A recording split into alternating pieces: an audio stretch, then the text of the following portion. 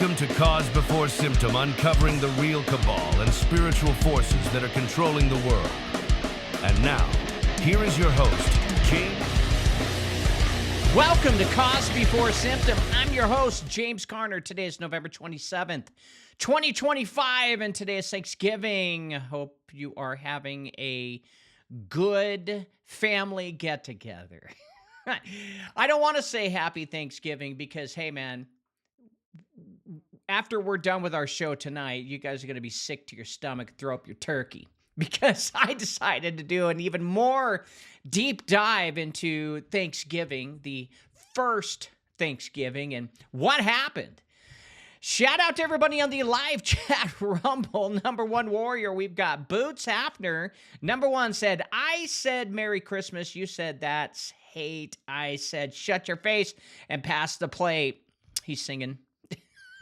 All right. Hello, pastor of the Rumble airwaves and creator of Elite Potion. Yum, get you some.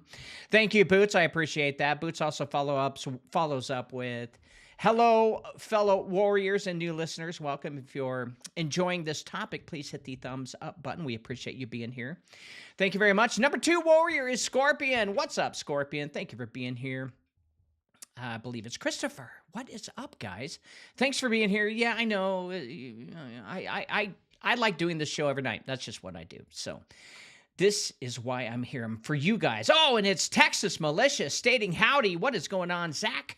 Zach is here as well. Guys, thank you so much. We've got a quite interesting show, the real history of Thanksgiving, and it's going to blow your socks off. I mean, last year it was pretty depressing, but this year it's going to be even more. I think it's important we understand the real history, not the crap that they feed us in school with the Thanksgiving books with the Indians and the Pilgrims all hanging together eating. Dude, what happened is way beyond. It's corruption at the core of the beginning of America, and it should set the tone for how the country is going to be in the future. And it did. And Claire is here. Claire says, hey, y'all, what's up, guys? Thank you so much for being here. Let's get in to breaking news. Welcome to Shitty Breaking News with your host, James Garner, offering his shitty opinion. Is a shitty opinion. So still they're talking about the National Guard. One National Guard member died, two got shot, another critically injured after some dude went postal in Washington, D.C., shot a couple National Guards out of the blue. And I was telling you guys how that is a political move. It's not real, so don't buy into the hype or the bullshit. So if you don't fall for their lies, then you won't be subject to, feeling like crap about it, okay? They want to get rid of the guns. This is how they're going to do it. They're going to continue with these shootings and and I would say probably my best guess, and this is just a guess and just my opinion, probably 90% of all of the major shootings that make the headline news are staged. I hate to say that, but I believe it's true because America can't have guns. It's one of the last nations to control, besides Russia, and to control the people completely. You cannot have guns, period. Because look at UK. Look at how it's being overrun by Islam, okay? Now look at America. They're trying, like in Michigan, and they're trying in other blue states, but we have guns. And, when you really, really piss off the people, which they're trying, well, they're going to use them. And this is why America isn't fully Islamic yet. So take that as you may. No alarm went off during the Hong Kong fire. Survivor recounts harrowing escape. Well, of course no alarm went off. Alarms don't go off when there's a fire, when you are doing a satanic ritual. When you got to kill as many bodies as you possibly can for the devil, the alarms won't go off. Trump orders review of all green card holders from countries of concern after, I don't know, after something. But who gives a shit? I could care less. Putin says U.S.-Ukraine text could form basis for future peace deal. Wait, I thought they had a peace deal. Now they're saying future peace deal. They're going to continue this for forever if they can, okay? Both sides don't want peace. If they did, they would have it, period. And Texas militia says, breaking, President Trump announces a permanent halt to migration from all third world countries. Well, I haven't seen that yet, but let's get through the rest of the news and then I'll check it out. So yeah, there's no plans to stop the war in Ukraine. It's making money for America, okay? We're selling them weapons. And that weapons cash cost money to make, and you get money earned. And all of the weapons manufacturers are making bucks right now. And believe me, they want more war, okay? But this is the best they can do for right now because, well, the devil has a hard time controlling all the countries. Even though he controls the majority of them, he still can't get them all to do what he wants because, well, man has free will. And they, even though they want to, please their devil, they do stand up against the devil at times. Pope Leo lands in Turkey, planning to meet Erdogan with a message of outreach. Let the church help you. No, actually, he's American, the first American pope. Interesting. I thought this was, I thought Ratzinger was the last pope, but, they're just going to keep going because I do believe that we still have another 115 years to go. But what do I know? I'm just a hick from Oregon. And Robert Gertison follows up saying he's here saying, happy day off, everyone. It sure is a day off. Well, let's go ahead and see Trump halts migration. Let's see if that works here. Trump halts migration. Well, it says Donald Trump has not enacted a total halt of all immigration, but rather implemented several specific pauses and restrictions. In November, the administration temporarily halted immigration processing for Afghan nationals, citing national security concerns because an Afghan went nuts in Washington, D.C. and blew shit up. So that's what the news says. And remember, guys, we can't trust the fake news. Scorpion says, I had to work today. Fucking bullshit. Oh, sorry. That's what it's like when you got to work for the man. And that's it for breaking shitty news. We're going to go to a quick commercial when we get back. We're going to be talking about Thanksgiving, the real history of Thanksgiving, revisited from our show last year. I'll give you $10,000 if you can find just one person who's never filed a tax return. I'll give you $10,000 if you can find just one person who's never filed a tax return. Have you ever filed a tax return? Yes. Nobody. Not one. It starts at 16. That first job, that first form. The moment they became a taxpayer. Every April 15th, millions keep signing the same contract, thinking it's the law. But it isn't the law that binds them. It's the signature. 98% of Americans never owed it. Learn more at unincorporatedassociations.com. All right, we're back to the show. Yes. Scorpion says, I'm married, so... Oh, no. Boots says to Scorpion, hey, Scorpion, I'm married, so it's a joy working holiday. I don't know how that even makes any sense. I'm married, so it's a joy work... Oh, ouch, Boots, man. Throwing the wife under the bus. That's live on the air. Dude, you've got some balls. Big balls. But hey, I'm not one to judge.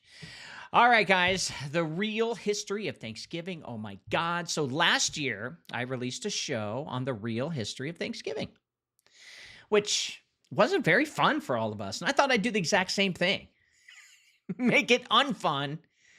And you can find it at jamesconner.com, which you can just type in the real history of Thanksgiving, the old episode. Now, in that episode, last year, I exposed the horrific truth behind how Thanksgiving was actually used not as a symbol of peace, but as a celebration of exploitation to mask violence and genocide, to mask it. Okay, I exposed that last year. Now, this year, I'm going even deeper with news sources, primary documents, and eyewitness accounts. And I'm presenting even more evidence of the crimes committed by the Pilgrims and the generations that actually followed the first so-called Thanksgiving. So tighten your spears, folks. Every November, America rehearses a story that never truly happened every single freaking year. And a story told in classrooms with handprint turkeys. Remember your handprint turkeys? Construction paper hats and little smiling native children sitting cross-legged across from grateful pilgrims. Remember, we did that. I did that. You guys wore pilgrim and Indian outfits. We were so racist. We are taught that the first Thanksgiving was a moment of divine harmony. The origin of American generosity. Oh, we're so generous. The moment two worlds met in peace. But history, real history, is rarely that comforting. And as we went deeper into the archive this year, something became painfully clear. The Thanksgiving myth is not just incomplete. It is a burial cloth laid carefully over a coffin. It's a cover. It's a mask. It's a gentle story written to hide a violent one. Now, before the Pilgrims ever landed at Plymouth, the world they stepped into was not a wilderness, it was a graveyard. Between 1616 and 1619, just 3 years, a plague, how did it get there? I don't know. Not the British. A plague brought by earlier European sailors swept across the New England coast and killed nearly 9 out of every 10 Native Americans. Entire villages vanished, fields grew wild, homes collapsed. Places like Patuxet, where the Pilgrims would later build their town, were not empty land waiting for settlement. They were the silent ruins of a nation that had lived there for thousands of years. And the Pilgrims believed the empty villages were a sign from God. They said the plague was divine providence clearing the land for them. Yeah.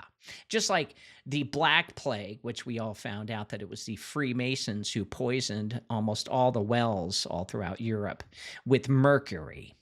That belief that it was providence shaped everything that followed. You know, this is God's will because they're savages. Speaking of savages, they literally took damn good care of that land, and they wouldn't leave a trace that they were even there when they moved from place to place, so they wouldn't overkill the species that lived in those areas. Now, into this world of devastation walked a man named Tisquantum. Let's just call him Tisquantum or Squanto. Okay, I'm probably pronouncing it wrong. Who gives a shit?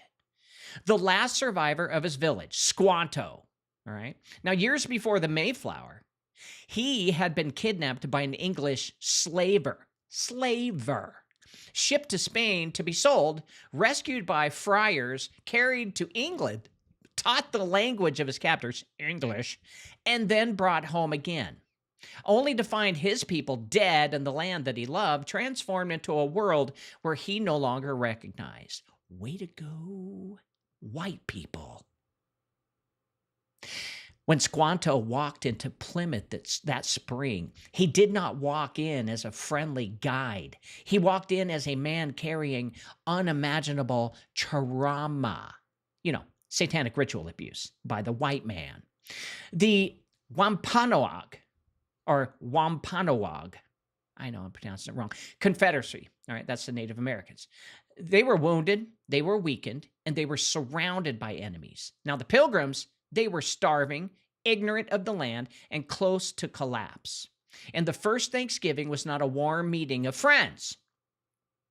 It was a treaty negotiation between two desperate peoples trying to survive on a coastline filled with ghosts. Now, Massasoit, the great Sachem of the Wampanoag, did not approach the Pilgrims with childlike goodwill. He approached them with caution, strategy, and the full burden of leading a nation that had just been hollowed out by the plague. He needed allies, and the English, for all their strangeness, well, they had guns. And the Narragansett, his rivals, had not been touched by the plague and now outnumbered the Wampanoag. So Massasoit entered into an alliance with the Pilgrims, not because he wanted fellowship, but because he needed a buffer. Thanksgiving in its original form was less a feast and more of a fragile summit, born out of fear and necessity. Well, that's not what we were taught. We were taught that the Pilgrims were hungry and they didn't know how to grow corn. So the Indians came and they made corn with turkey. No, that's not what happened. Dino says, nothing we learned in school is correct. Decades of propaganda. Yeah, welcome to Russia, man. And yet, within a generation, everything changed. As more Puritans arrived, oh, we're pure. God sent us here to kill the savages. You savage.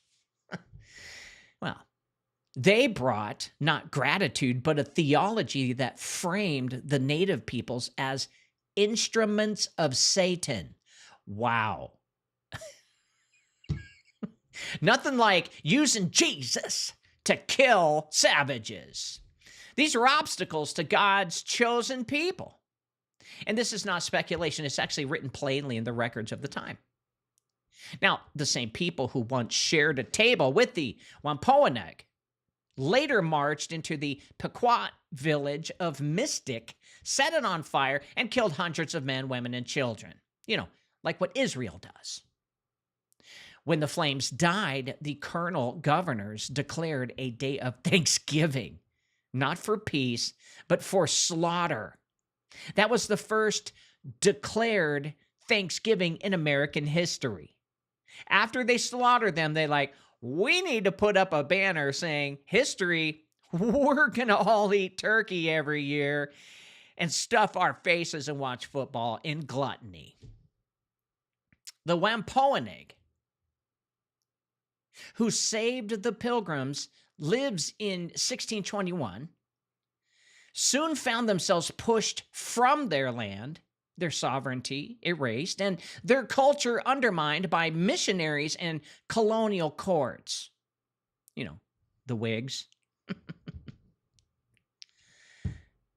Massasoit's son, Metacom, whom the English called King Philip, inherited a world where the treaty his father signed had been shredded by English expansion. Yeah. The Puritans demanded submission, took more land, imposed taxes, and criminalized native traditions. And within Metacom's lifeline, remember, he's a Native American chief, Thanksgiving turned into war, and war turned into genocide. And by the end of King Philip's War, who was the chief, Metacom's body was mutilated. He wasn't just found dead, but mutilated. And his family were sold into slavery. And his head displayed on a spike in Plymouth for 20 freaking years. The same town where his father had once been honored as an ally. They chopped old King Philip's head off. And boom. Shoved it on a stick, and for 20 years, they would all eat turkey every year in November,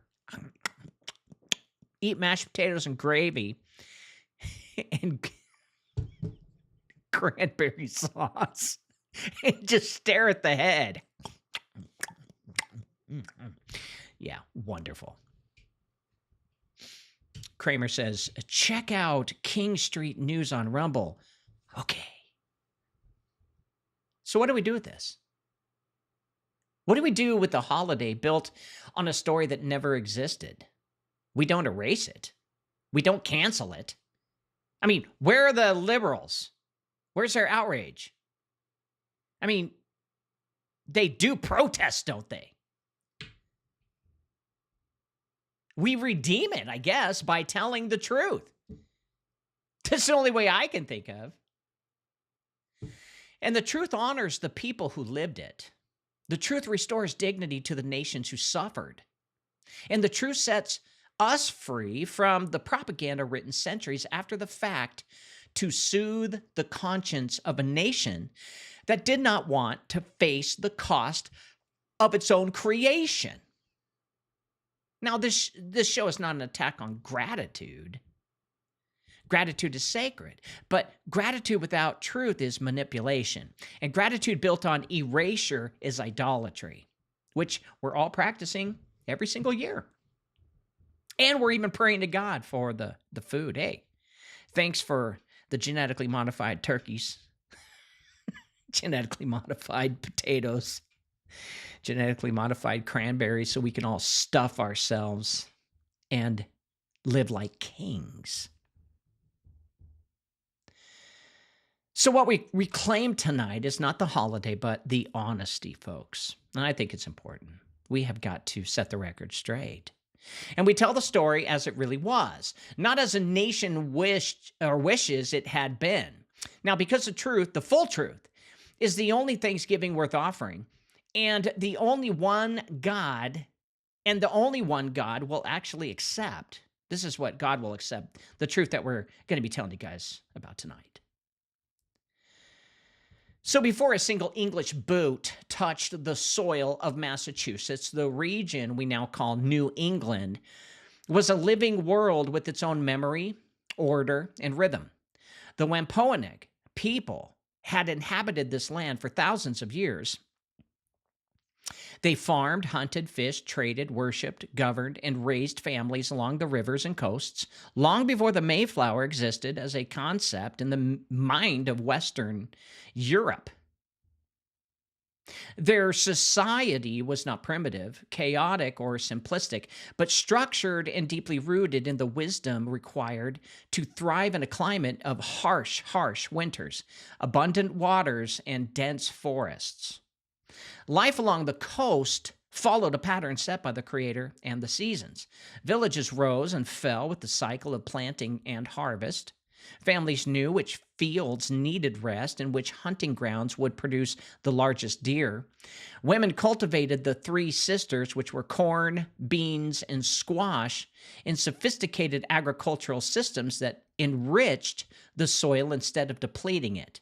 Men fished the rivers when the salmon ran and built intricate weirs along the coast.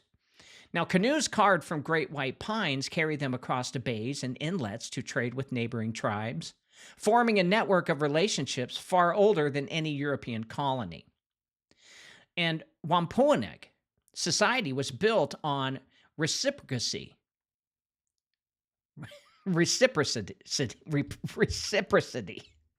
a balance between the people, the land, and the spiritual forces that governed creation. And Sachems, the tribal leader, did not rule as kings, but as caretakers. Their authority came from wisdom, generosity, and the respect of the people, not coercion. And councils made decisions collectively, weighing the spiritual and practical consequences of every nation. Justice was restorative rather than punitive. Harmony was central. But above all, the land itself was not owned but shared, a living relative to be honored and protected. Now, every river, hill, and meadow carried a story, a place, name preserved of a memory, and a ritual preserved a covenant. To the Wampanoag, this land was not an object to be divided or conquered. It was the foundation of identity and the dwelling of their ancestors. While the English, who saw empty forests and open fields, imagined wilderness. But to the Wampanoag, this was home, orderly, abundant, and full of meaning. Now, even the coastline, which Europeans described as savage and wild, was a landscape carefully tended by controlled burning, selective hunting, pruning, and seasonal rotation.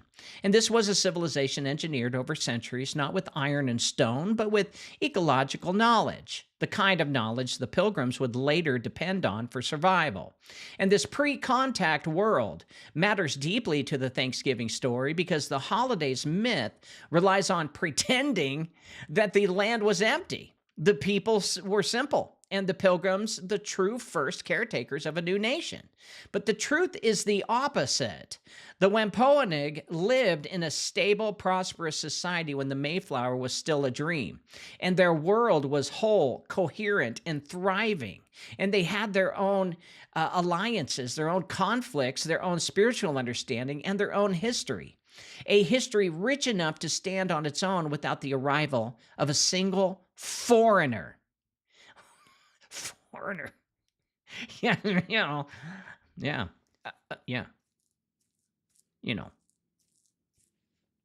A migrant. When the first European ships appeared on the horizon, the Wampanoag saw strangers, not saviors. And long before the Mayflower arrived, they had already encountered explorers, traders, kidnappers, diseases, and devastating loss.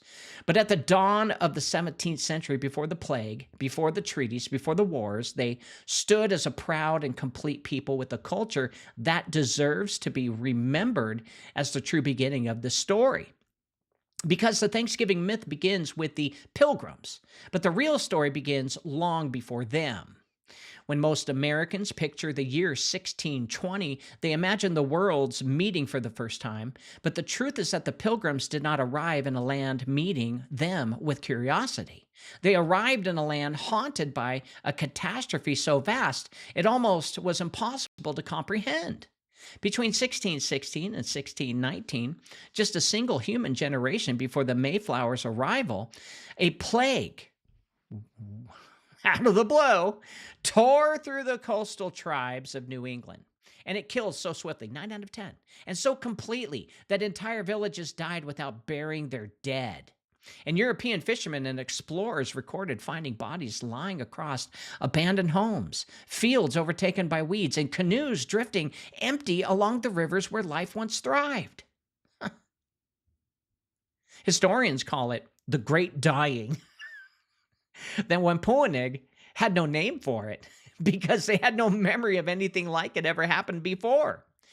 They've never had white people come over from a very far distant land across the ocean to poison the wells with mercury.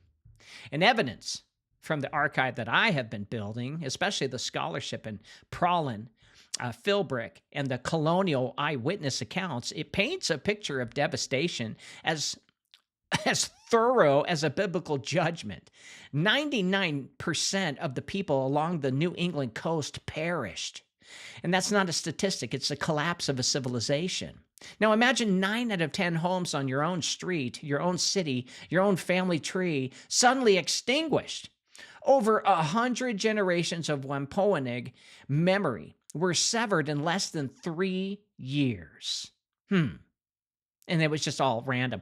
It was an act of God. That's not what God does. The cause remains debated. Smallpox, leptospirosis, viral hepatitis, or a combination brought through contact with European traders. But the effect is undeniable. The entire region, once filled with laughter, families, trade, diplomacy, and agriculture, well, it fell silent. And villages like Patuxet, it's with an X, I think it's set, where the Pilgrims would later build Plymouth, well, they were found empty. They were overgrown and nearly eerily still. Now, the English called these places deserted, as if the inhabitants had simply just walked away. But in reality, they were burial grounds without graves. Communities ended in a single breath.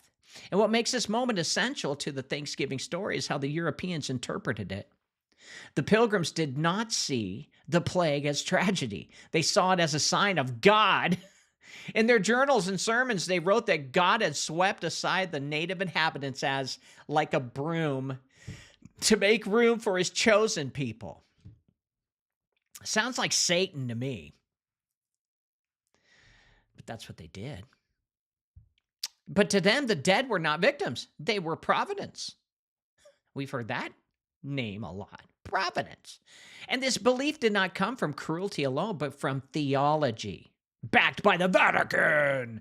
The Puritans read the book of Joshua more than any other text. And in their worldview, if God cleared the land, it was because he intended them to occupy it. Well, little Old Testament there. When the Pilgrims stepped onto the Cape, they found the abandoned fields already been cleared for planting, and they thanked God. Thank you, Lord. And when they found empty storage pits, filled them with corn, they took the food and declared it a blessing.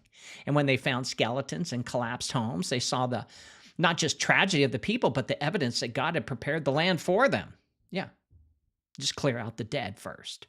And this is the part of the story American textbooks refuse to teach because it confronts us with the truth that the Pilgrims did not walk into a mutual, hopeful beginning and eat turkey. They walked into the aftermath of one of the most devastating pandemics in human history, and their survival depended on land that had been emptied by death, and their settlement depended on fields that they did not clear. And their security came from the weakness of a people struck down before they ever had a chance to decide who these strangers really were. Kind of like if aliens come down from the Pleiadian star cluster. We're going to give them turkey, and then 100 years later, we're all going to eat. Oh well, no, the aliens and Polyon and all them are going to be eating people in memory of Thanksgiving for when the humans welcomed them in and they gave us a sexually transmitted disease or poisoned our wells. Kramer says, I've always thought of it as the Templars genociding an older version of the mystery religion.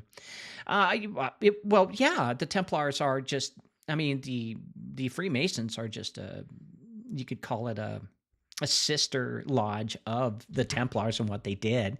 They practiced the same ideology. Now, this catastrophe shaped everything that followed. It explained why the Wampanoag, though numerous and powerful, only a generation earlier, were now surrounded by rival tribes who had escaped the plague and grown stronger. And it explained why the Massasoits Confederacy was cautious, fractured, and suddenly vulnerable.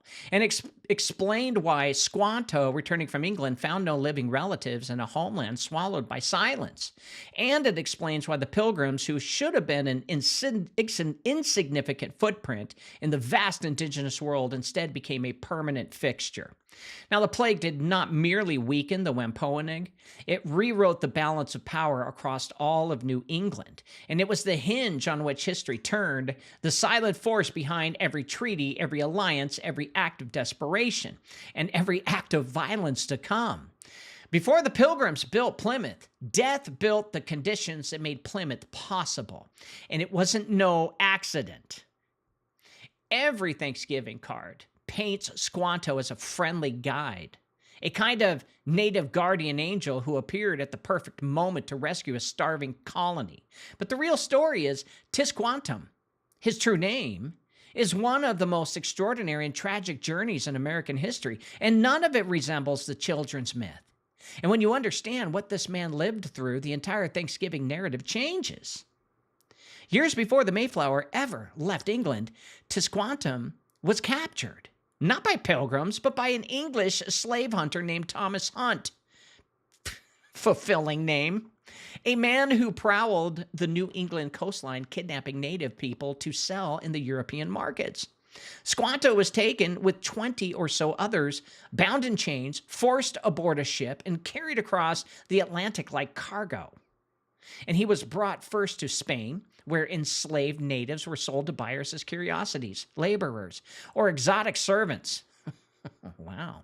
Somehow, and here history offers more shadows than clarity, Tisquantum escaped being sold, and one account says Catholic friars intervened and took him in.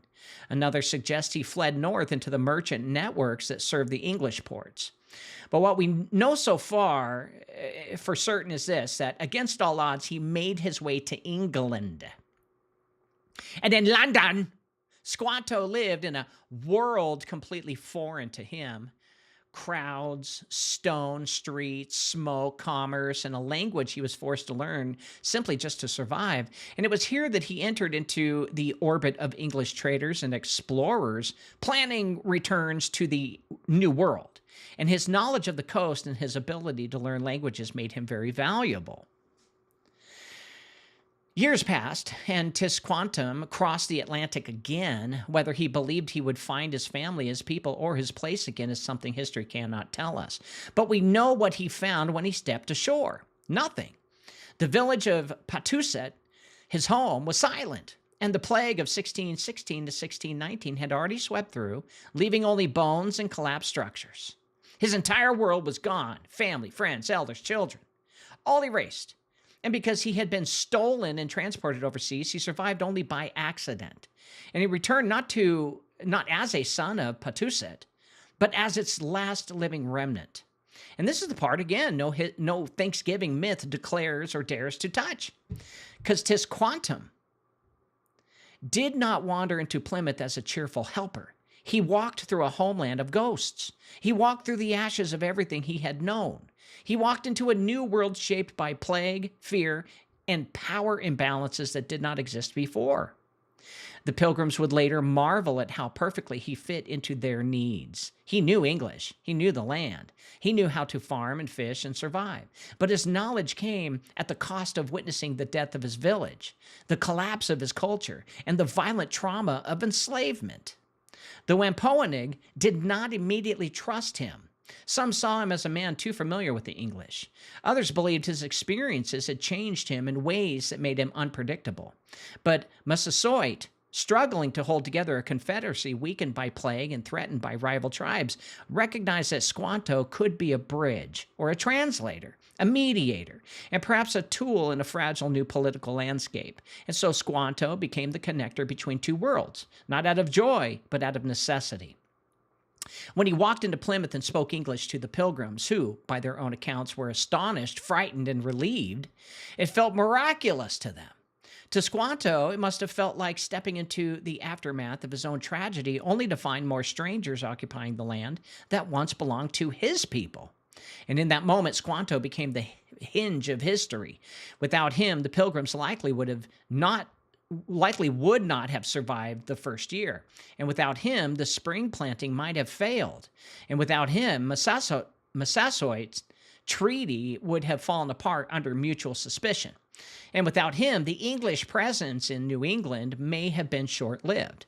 But here's the truth that my archive makes pretty darn clear, is Squanto's help was not the help of a happy guide. It was the help of a man caught between two broken worlds, trying to carve meaning from tragedy. So his story is not about Thanksgiving. His story is about survival. And to understand Squanto is to understand that the first Thanksgiving was built on the resilience of a man who lost everything, and still chose to save others. And it forces us to confront the painful reality that the Pilgrims' survival depended on the suffering of a single individual whose story America still refuses to tell in full. Squanto's return was not miraculous because he appeared at the right time. It was miraculous because he survived it all. Now, when the Pilgrims arrived, they imagined themselves stepping into a spiritual wilderness, a land waiting to be claimed, disciplined, and brought under the authority of their God. But to the Wampanoag, their arrival was not a divine appointment. It was a geopolitical crisis. Massasoit, the great sachem of the Wampanoag Confederacy, ruled over a region once strong, united, and respected across New England. His people had cultivated these lands for generations, and their allies extended north into what is now Maine and westward across the river valleys. But after the Great Dying, his world changed overnight.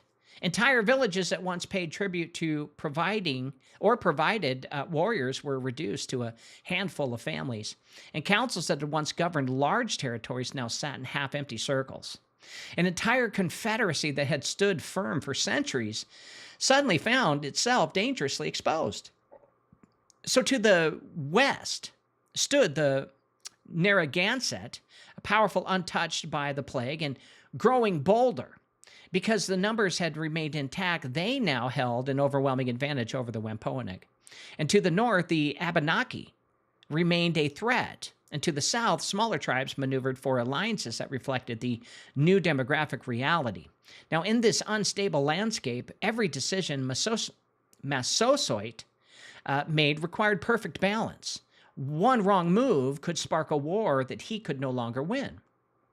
So when a group of armed foreigners built a settlement on the ruins of Patuxet, Massasoit did not see them through the naive lens of modern Thanksgiving illustrations. He saw them as a variable that could tip the entire balance of power.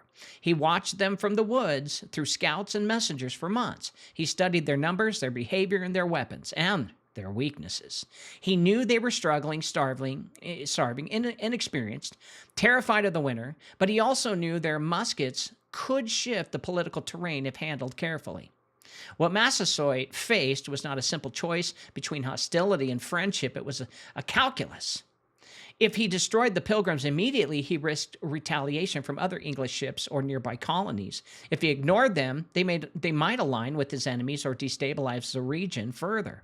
If he welcomed them, he might acquire an ally powerful enough to counter Narragansett dominance, the other native people, buying his people time to recover from the plague. My archive makes this clear. The first Thanksgiving was not born out of goodwill. It was born out of strategy. Now, as Squanto and Samoset, acting as intermediaries, Massasoit walked into Plymouth in March of 1621, accompanied by 60 warriors. This was a show of strength, not vulnerability. And he negotiated a treaty with the Pilgrims in which both sides pledged mutual defense. But the key point, often forgotten in this, is this: the treaty was entirely in the Wampanoag's favor. Massasoit secured English protection against the Narragansett without offering land, tribute, or labor. He also cleverly ensured that any wrong committed by either side would be resolved not by revenge, but by notifying the other party. A brilliant move that limited the Pilgrims' impulse toward reactionary violence. Massasoit understood something about the English that the English did not understand about themselves. They were very predictable. Their theology made them see every event through the lens of divine purpose, and their desperation made them pliable. Their small numbers made them cautious. Their ignorance of the land made them dependent. This is why Massasoit never feared the Pilgrims in 1621. He feared what the Pilgrims could become if he did not shape the term of their survival. This treaty, not a feast, is the real beginning of the Thanksgiving story. It was the first diplomatic agreement between the Wampanoag and the English, a fragile understanding held together by personalities more than just principles. As long as the Massasoit lived, peace endured. As long as the Pilgrims remained weak, balance remained. And as long as Squanto served as interpreter, the two sides shared enough understanding to avoid war. But this peace was built on a knife's edge. It depended on a world that no longer existed after the plague. It depended on leaders whose sons would inherit entirely different realities. And it depended on a political vision that neither side fully grasped. Massasoit's alliance with the Pilgrims was not the joining of two nations. It was the desperate survival strategy of a leader navigating a shattered world. And when he extended his hand in 1621, he was not welcoming the birth of America. He was trying to prevent the death of the Wampanoag. When Americans imagine the first Thanksgiving, they imagine a choreographed moment. Pilgrims arranging tables, natives strolling peacefully into the settlement, and everyone sitting down together with a mutual sense of gratitude.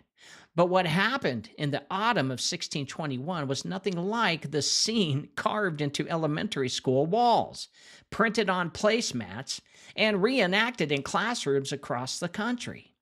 The real feast was a complex political gathering shaped by fear, uncertainty, armed diplomacy, and the fragile terms of a treaty negotiated only months earlier. The Pilgrims did celebrate a successful harvest after losing half of their people the winter before. Any sign of life and stability felt miraculous to them. They fired their guns in celebration, not realizing how the sound would carry across the forests. To the Wampanoag, gunfire was not a sound of joy. It was a warning. Massasoit responded not with a handful of curious onlookers, but with 90 armed warriors.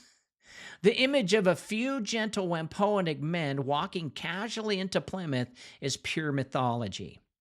90 warriors arrived, armed and organized, was a show of strength, a signal to the English that their numbers had not diminished and that their presence would not be taken lightly. Now, the feast itself lasted 3 days, and while school books depict the Pilgrims as the generous providers, the historical records show the opposite. The Wampanoag brought the majority of the food. They brought venison, waterfowl, fish, and other staples from their hunting grounds. The Pilgrims contributed corn, perhaps some fowl and vegetables, but they were not the hosts of the feast. They were the beneficiaries of it. The Wampanoag not only supplied the meat, but also demonstrated their continued capacity to provide for their people, despite the haunting losses of the Great Dying. Now, the Pilgrims, for their part, were not sitting peacefully around a table. They were still a small, vulnerable group living in a half-finished settlement. Their crops had not yielded abundance.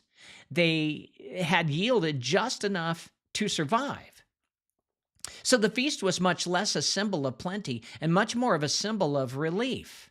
Relief that famine was not imminent, relief that peace with the Wampanoag still held, and relief that the Narragansett had not yet marched on Plymouth. Now, this moment was not a ceremony of gratitude, but a ceremony of reassurance. For the Pilgrims, it reassured them that they could survive another winter without Wampanoag help. For the Massasoit, it reassured him that the English remained weak, manageable, and contained within the terms of the treaty. For the Wampanoag warriors who attended, it reassured them that they still had the numbers, the coordination, and the strength required to maintain regional influence. Every gesture at that feast carried political weight. Every shared dish was a signal of mutual observation rather than mutual affection. It was an exchange between a people who had been devastated by disease and a people who were still uncertain they would survive that year. Even the seating arrangements, if such arrangements existed, were about respect, vigilance, and reading the intentions of the other side. This was not a family gathering, it was a diplomatic summit. And yet, from this fragile, tense, and partially accidental gathering, America built a national myth of unity and innocence. The 3-day event, recorded in only a few sentences by the colonists, was later inflated into a moment of divine harmony that suggests the Pilgrims of the Wampanoag sealed a friendship that would last through generations. But the truth revealed in my archive is far more sobering. This peace lasted only as long as Massasoit lived and only as long as the English remained too weak to break it. So the real 1621 feast, it was not a celebration of American values. It was a brief pause in a coming storm, a moment when two people stood at the edge of a chasm. Neither could see fully yet. It was born of necessity, shaped by a huge loss, and destined to be overshadowed by the violence that would follow. Thanksgiving, in its true historical form, was not the birth of a nation. It was the last moment before a huge collision. Now, to understand what happened after the 1621 feast, You have to understand the mind of the people who would eventually inherit Plymouth and expand across New England. The Pilgrims and the Puritans who followed them did not see the world through the lens of coexistence. Go figure. Their worldview was not multicultural, diplomatic, or curious about other civilizations. They interpreted every event, plague, famine, land, war, and peace through a strict, literal reading of the Old Testament. And in that worldview, there were only two kinds of people: God's chosen and God's enemies. The same Bible that comforted them in hardship also fueled their certainty that they had divine permission to reshape the land and judge its inhabitants. They saw themselves as a second Israel, wandering into a promised land that God had cleared for them with disease. Their own diaries, sermons, and military reports, the very documents preserved in my archive, they all show that they believed that the native peoples were Canaanites, Amalekites, or Midianites, standing in the way of God's design. But this is not just hyperbole. It is written plainly in their own words. Increase Mather, whose voice would later shape the ideology of colonial New England, he preached that the native peoples were agents of the devil, whose resistance to English authority proved their spiritual corruption. John Mason, the Purity military commander, wrote after burning an entire Pequot village that God laughed at his enemies, unquote, as the flames consumed them. Even Philip Vincent, chronicling the Pequot War, described native people not as human adversaries, but as savages marked for divine punishment. Way to go, Pilgrims. This theology mattered because it did exactly what all dangerous theologies do. It sanctified violence. The Pilgrims were separatists, but the Puritans who followed in the greater numbers were militant covenant theologians. They believed they had entered a literal covenant with God to build a new Jerusalem in the wilderness. And a covenant required purity, spiritual, cultural, and territorial cleansing. And anything that threatened that purity, whether it was another religion, another culture, or another claim to the land, well, it had to be removed. Now, to them, the Wampanoag and all neighboring tribes were not sovereign nations with ancient histories. They were spiritual obstacles. Every skirmish could be cast as holy warfare. Every land dispute could be framed as defending God's inheritance. Every act of aggression could be justified with Scripture. And they drew heavily on the book of Joshua, which told of a chosen people entering a land already belonging to others. And they pointed to Deuteronomy, which commanded the destruction of heathen nations to prevent the corruption of God's people. They believed they were reliving these stories in real time. Now, in this worldview, peace was temporary and conditional. It lasted only as long as it aligned with divine purpose. And divine purpose was interpreted exclusively through the needs of the colonists. This meant that treaties, once useful, could be ignored. Land boundaries, once agreed upon, could be redrawn. Native sovereignty, once tolerated, could be revoked. And when the English felt threatened, you hear that, threatened, they did not see rebellion. They saw satanic resistance. And when they responded with violence, they did not see brutality. They actually saw obedience to God. This is why the peace forged in 1621 could never last. It was built on two completely incompatible foundations. The Wampanoag viewed the treaty as a living relationship requiring mutual respect and reciprocal obligations. The English viewed it as a temporary arrangement permitted by God until they grew strong enough to claim what they believed had already been divinely granted to them. Sounds like they didn't really pray about it, nor were they hearing from the Holy Ghost about this one. Oh my God. Boots says, and didn't realize or did but change that the native people saved their ass, and no one can know that in history. They saved their ass more than once, many times over, and we still slaughtered them. Once more ships arrived, once more Puritans poured into New England, the theology hardened. Pastors preached that the wilderness was a battlefield between God and Satan, and that native resistance was evidence of demonic influence. Town councils echoed these beliefs, turning every political disagreement into a spiritual conflict. The land itself became a symbol of God's favor. The more land the colonists took, the more convinced they became that they were fulfilling biblical prophecy. And this is why the violence that erupted 16 years after the first Thanksgiving was not a betrayal of Puritan values. It was the expression of them. The theology of Puritan warfare did not merely allow the coming massacres, it required them. It sanctified them. And it guaranteed that the fragile peace Massasoit built through diplomacy, caution, and wisdom would collapse the moment the English believed they no longer needed it. The Feast of 1621 was a brief pause in a larger divine drama the Puritans believed they were called to enact, a drama in which the Wampanoag had no future except subjugation, conversion, or erasure.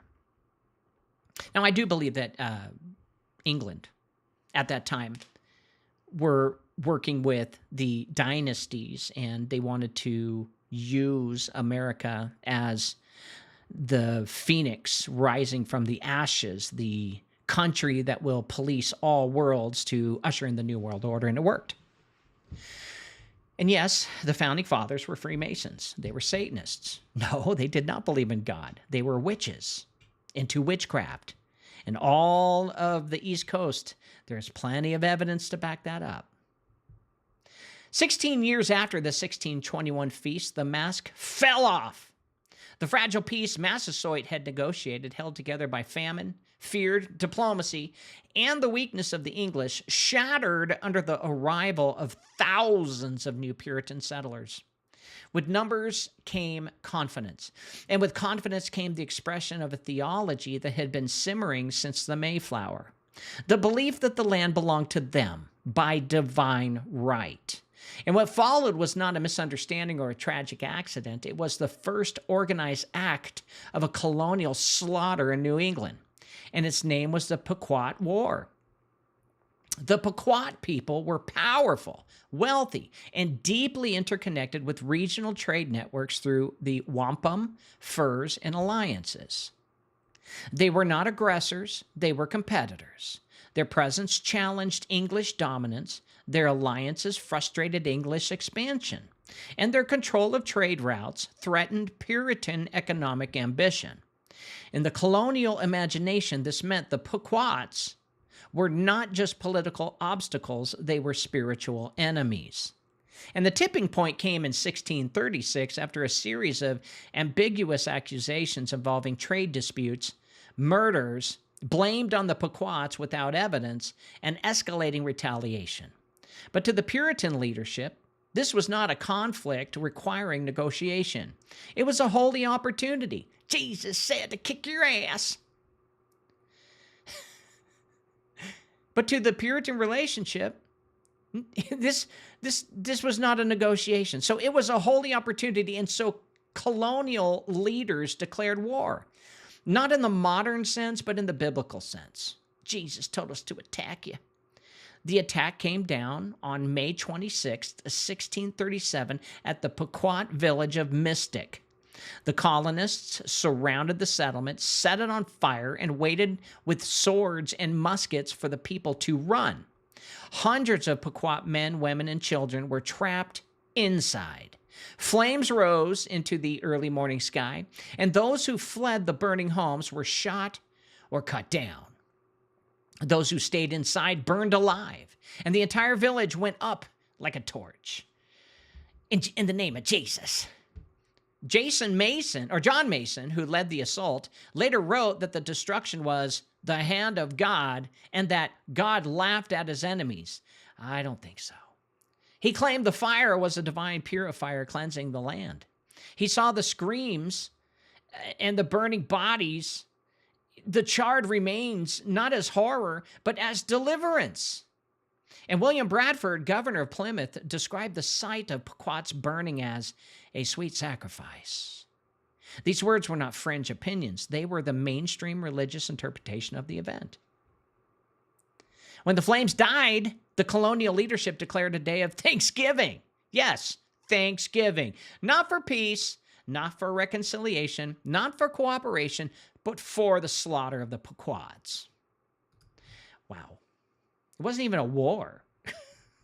And this is part of the American story that textbooks do not teach, because if the nation understood what its first official Thanksgiving actually commemorated, the holiday would collapse under its own weight. The Pilgrims' Feast of 1621 was never proclaimed as a national event, but the massacre of the Pequots was. And this was the moment New England leaders said, "We thank God for destroying our enemies."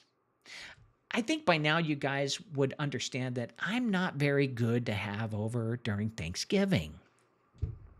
It was the first state-sanctioned Thanksgiving in the colonies, and the Pequot War changed everything. It signaled to every native nation in the region that the English no longer viewed treaties as binding. It showed that the Puritans believed acts of mass violence could be spiritually justified. Yeah. It marked the birth of a colonial identity shaped not by coexistence but by conquest. And the Puritans walked away from mystic convinced that God had favored their cause, not that the land was indeed theirs, and that resistance would be met with biblical fury. After Mystic, the remnants of the Pequot Nation were hunted down, enslaved, sold to the Caribbean, or forced into servitude under rival tribes. Children were taken from their families. Survivors were forbidden to speak their language or call themselves Pequots. And the goal was not just to defeat, it was full erasure. And this war became the template for everything that followed.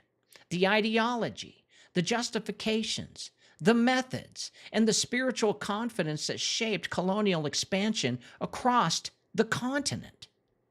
The settlers believed that they had divine approval to cleanse the land, and Mystic was the proof they pointed to. When later generations justified their wars, their land seizures, and their forced conversions, they cited this event as evidence that God had chosen them and rejected the people they displaced. The Pequot War was the real beginning of what America would become. A nation forged through fire, scripture, muskets, and the confidence of a people convinced they were acting out the will of heaven. And the tragedy is that this war was not an aberration. It was prophecy. It showed exactly what was coming. And as long as the English were weak, they feasted. Only they become strong, or once they become strong, they burned. Now, the treaty Massasoit forged with the Pilgrims in 1621 was never broken into a single dramatic act. It did not shatter overnight, but it did erode slowly like water cutting through stone, year by year, settlement by settlement, demand by demand, until nothing remained of the agreement but just memory. And the collapse of that treaty is one of the most revealing parts of this entire Thanksgiving story, because it shows that peace did not fail due to misunderstanding. It failed because the English worldview made true peace absolutely impossible. After the devastation of the Great Dying, Massasoit held a position of reluctant necessity. He needed time to rebuild his people, time to restore alliances, time to ensure that the Wampanoag would not be swallowed by the Narragansett. But the time was actually the thing that he could not get a hold of. As the decades passed, English ships multiplied. Plymouth, once fragile and starving, grew into a stable foothold. Then came Massachusetts Bay, a far larger Puritan colony with thousands of settlers, rigid theology, and an appetite for land that dwarfed anything Plymouth had even imagined. And with each new wave of colonists, the power balance shifted. The very reasons Massasoit had allied with the Pilgrims, their weakness, their need, their isolation, well, it all disappeared. As English confidence grew, their theology even hardened. And they viewed native land as God's inheritance. And they viewed native governance as illegitimate. And they viewed native religious practice as demonic. And once spiritual superiority is assumed, every political action becomes righteous by default. Land became the first battleground, of course. The Wampanoag concept of land was relational, something tended to, shared, and stewarded by everyone. The English concept of land was proprietary, something possessed, bordered, and controlled. Treaties drawn by the Wampanoag to share land were interpreted by the English as full surrender of ownership. Areas lent for use became permanently claimed. Cornfields carefully cultivated by native women were replanted by Englishmen with fences around them. When livestock trampled native crops, the courts, controlled by the colonists, ruled consistently in the settlers' favor. Even when the Wampanoag families won cases, enforcement was ignored. This steady pressure created the second fault line, jurisdiction. To the Wampanoag, each tribe governed itself. Sachems ruled through consensus and justice, focused on restoration rather than punishment. But the English insisted that all disputes, even those between native people, must be settled in English courts. With each case brought before them, they asserted more authority. And over time, Wampanoag sovereignty was not just challenged, it was unfortunately overridden. At the same time, missionaries intensified their work in Jesus' name. Conversion was not a matter of personal choice, but a means of restructuring Wampanoag society according to Puritan norms. Christianized natives, known as praying Indians, were pressured to cut their hair, dress like Englishmen, abandon sacred traditions, and submit to English law. This caused deep fractures within the Wampanoag themselves. Families became divided, councils split. Traditional leaders found their authority undermined by colonial pastors. And every time a native person converted, the English claimed it as evidence that their spiritual takeover was both lawful and inevitable. Taxation became the third hammer blow. The English began demanding payments from the Wampanoag in furs, in crops, and labor, claiming that these were necessary to maintain peace. But taxation was not about revenue. It was about subjugation. A people taxed is a people declared subordinate. And for the Wampanoag, this is unthinkable. They had never paid tribute to the English. They were not subjects. They were not dependents. They were a sovereign nation. And the tipping point came not during Massasoit's lifetime, but after his death. His son, Wamsuta, also known as Alexander, inherited leadership in a world that no longer resembled the one his father had navigated. When Wamsuta engaged in traditional diplomacy with other tribes, the English interpreted it as a threat. They summoned him to Plymouth at gunpoint. He fell ill there. Many Wampanoag believed he was poisoned and died shortly after. His brother Metacom inherited not just leadership, but the impossible burden of dealing with a colony that now saw itself as master. By the time Metacom took his father's seat, the Treaty of 1621 was but a ghost. The English no longer respected Wampanoag land boundaries, and they no longer viewed the Wampanoag as allies. They no longer saw the treaty as binding, and they no longer saw the treaty, and they saw a people weakened by disease, divided by conversion, and surrounded by English farms. Metacom saw something else. The people who once begged for Wampanoag help were now demanding obedience. How convenient. The collapse of the 1621 treaty was not an accident. It was the result of expansion, theology, law, and demographic power, all moving in the same direction. And once the English no longer needed the Wampanoags for survival, they no longer needed the treaty for peace. And the feast had ended. And the reckoning was coming.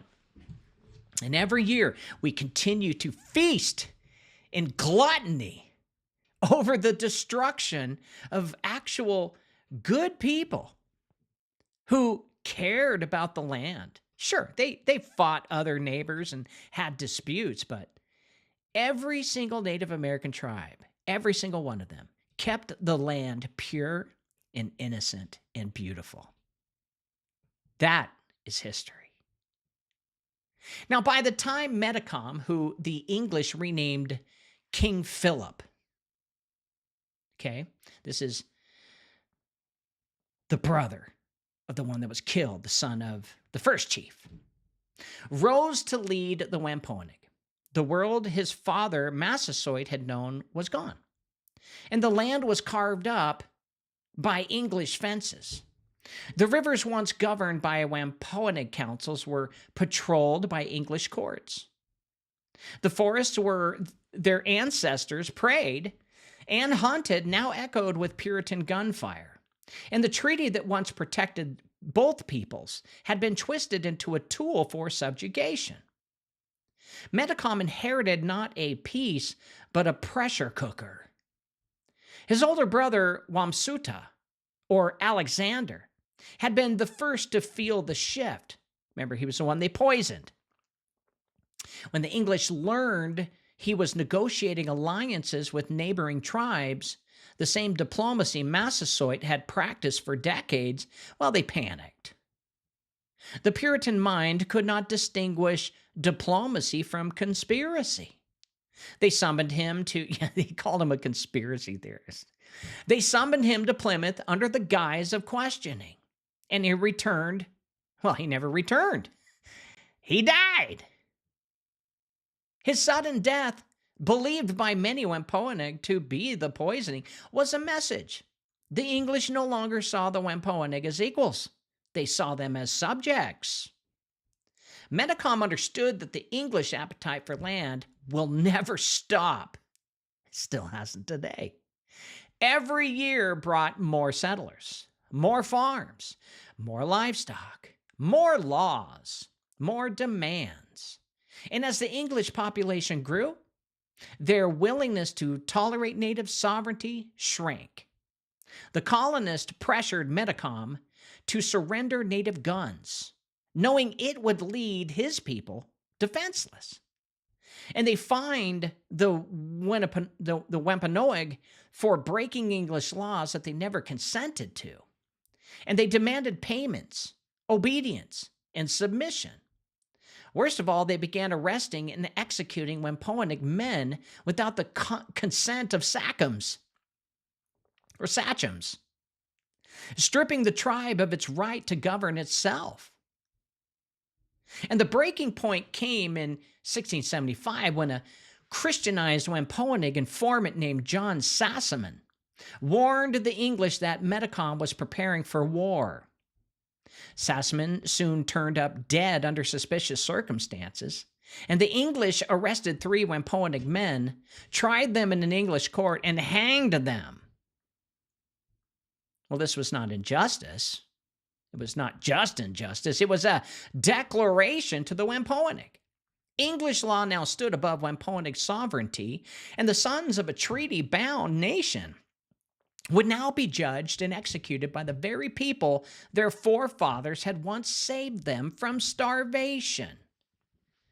How's that turkey feeling in your belly right now? Metacom realized then what every native leader in New England eventually learned. The English did not fear war. They believed God blessed their victories. They believed every native life taken was divine judgment. The Puritan mind, rooted in Old Testament warfare, made conflict not only inevitable, but righteous. So Metacom did the only thing a leader with dignity could actually do. He resisted. And the war that followed, which was called King Philip's War, Metacom, they called him King Philip. It was a joke, by the way. They called him King Philip because King Philip was a pussy. So Metacom, they just called him a pussy. Became the deadliest conflict per capita in American history.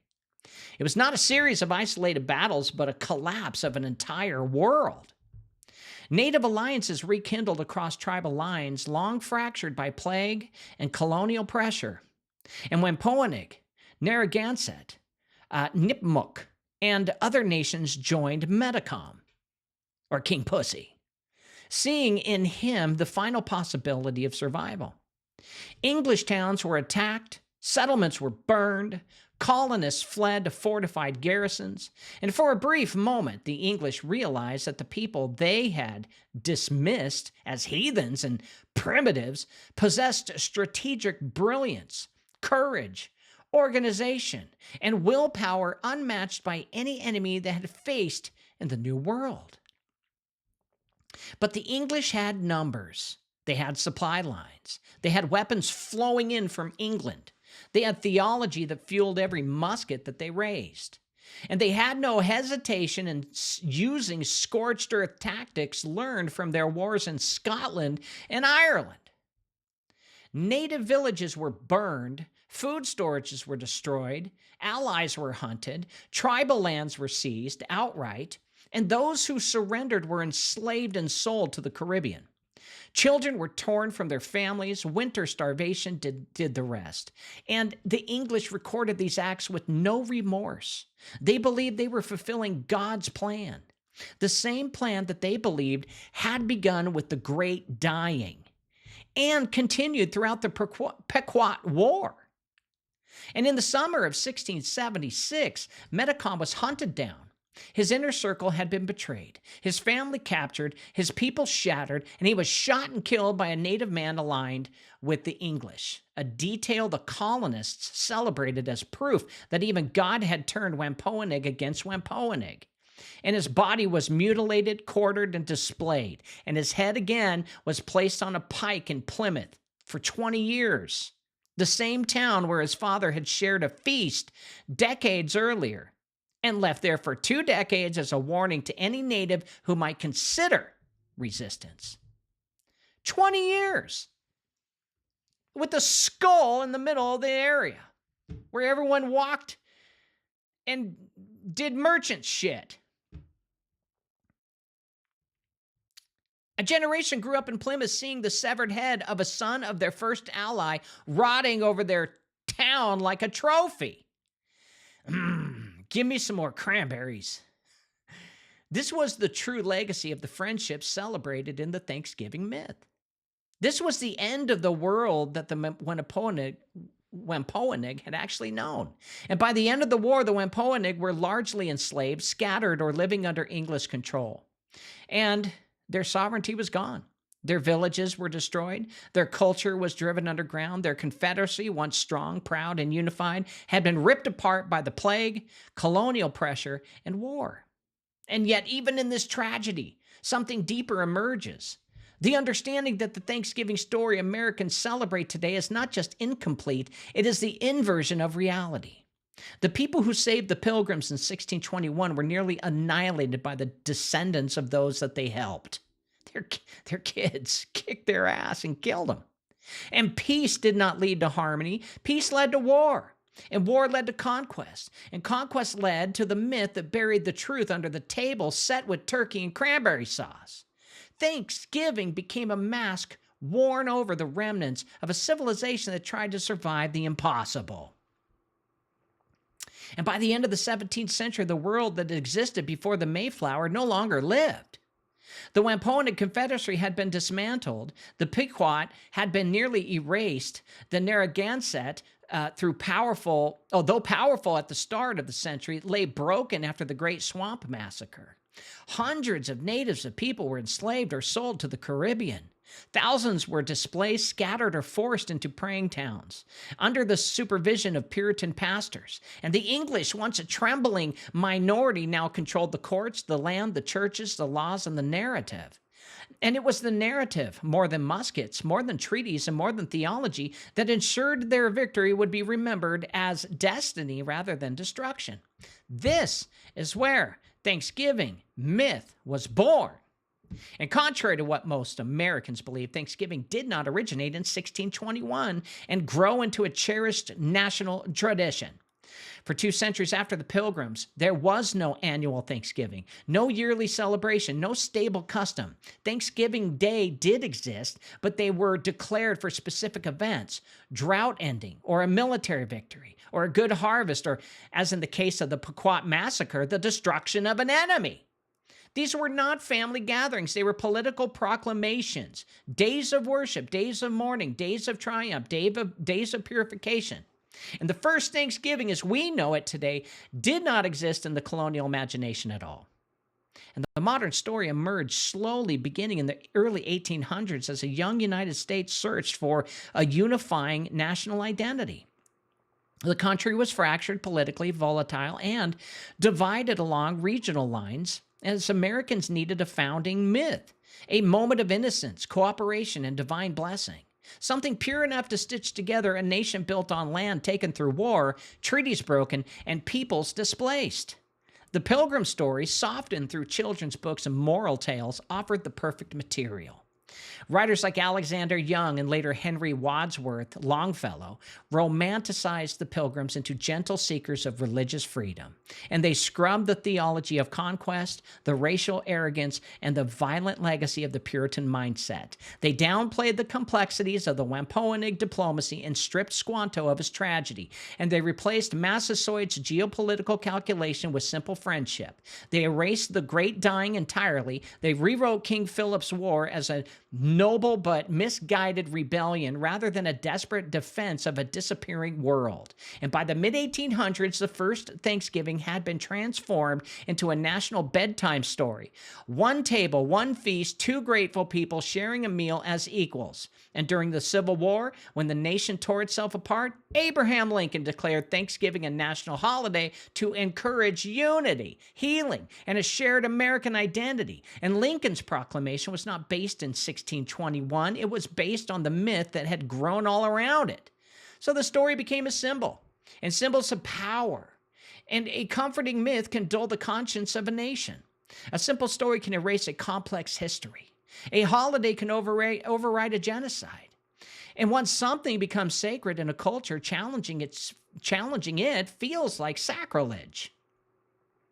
So that is why Americans cling so fiercely to the kindergarten version of Thanksgiving. It gives us a way of forgetting.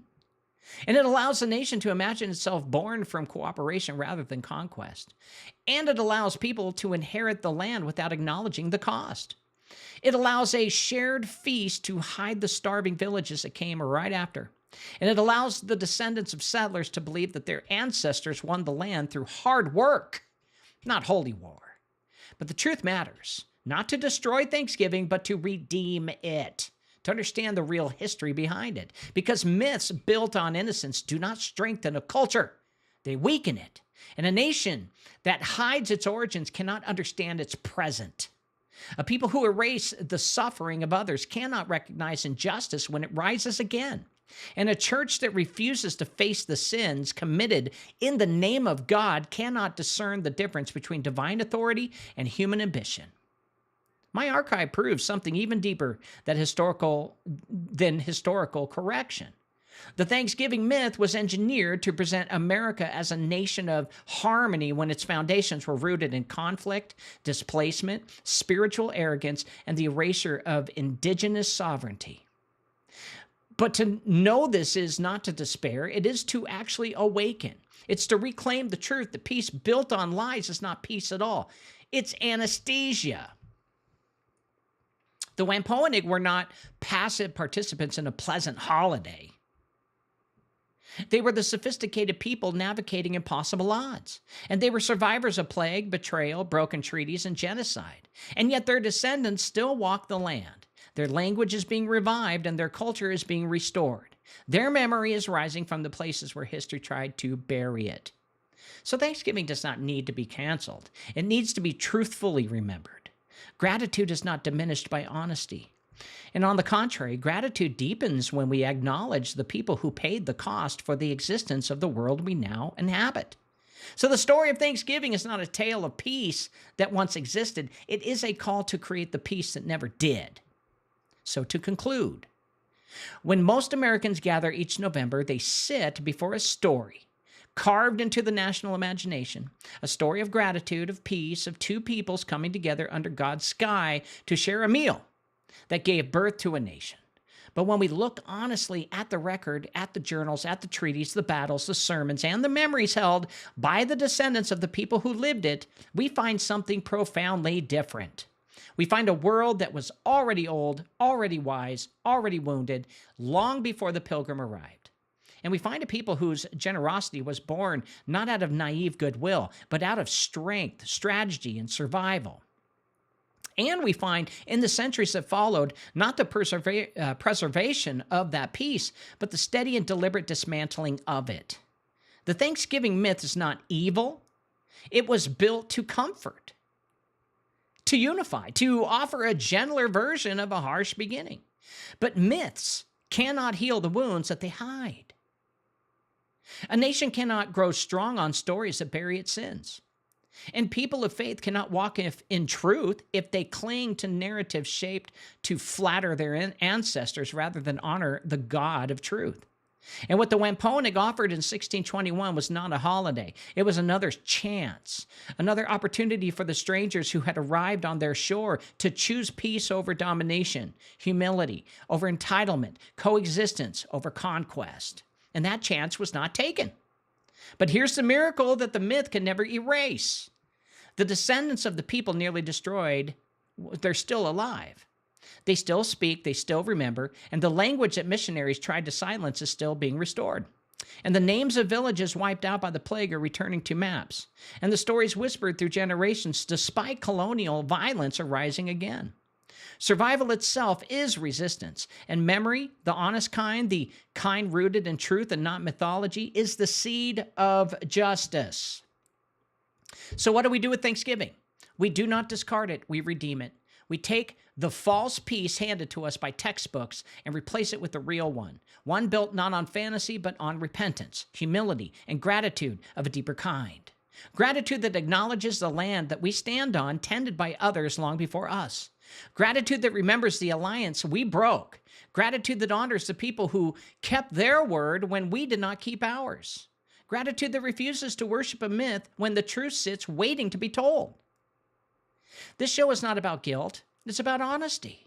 It's about reclaiming a story that was stolen, rewritten, softened, and sold back to us as heritage. It's about recognizing that peace is not the absence of conflict. It's the absence of truth. And the truth is this: the first Thanksgiving was not the beginning of American harmony. It was the beginning of an American reckoning, a reckoning we are still living in today. And if we want Thanksgiving to mean something holy, something worthy, something that honors God, then we must anchor it in truth. Truth about the people who fed the Pilgrims.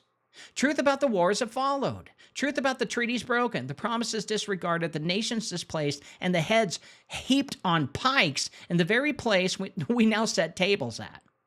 Truth about how quickly gratitude can turn into greed without a people begin to believe that they are chosen, favored, or superior.